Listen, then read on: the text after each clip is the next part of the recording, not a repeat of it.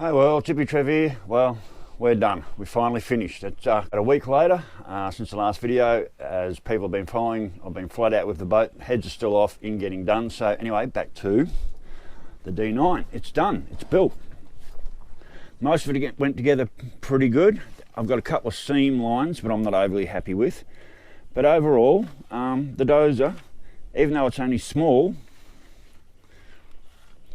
actually went together quite well.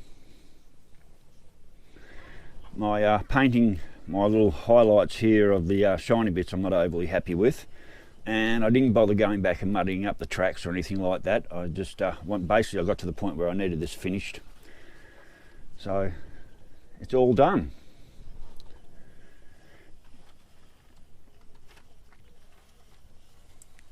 My back handrails here, I've only just glued them on recently and they're a little bit sloppy and not done. So, but basically the rippers actually do go up and down.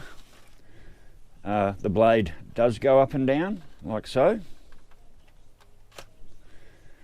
So there we are. This is going to be a very short video because there's not much to tell. The Dozer is done. The D9 is finished. I don't know if you can see when we put it up in comparison compared to that one.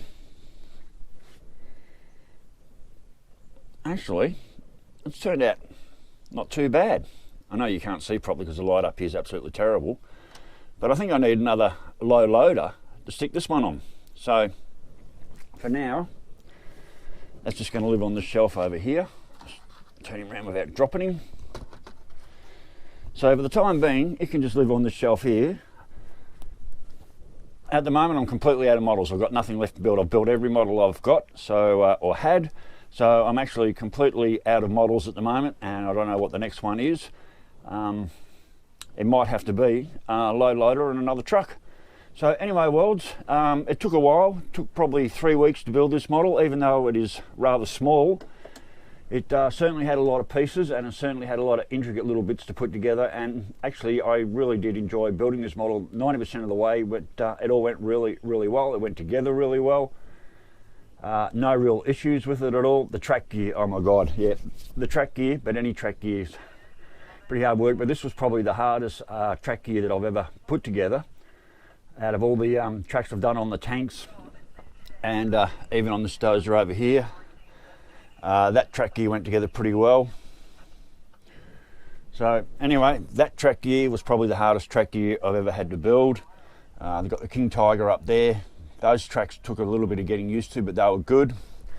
There's other little tank here, which you probably can't see. That was the first army tank tracks I put together, and they just turned out complete rubbish.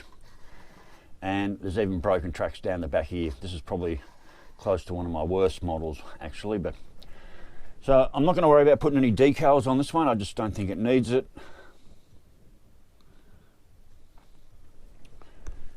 Got your machine gun up on top. I've got the hatch open. You can see up inside in there. I'll grab a torch. I've decided to leave the door open so you can actually see up inside in there through the windows with a bit of light. A little bit of work went on in there.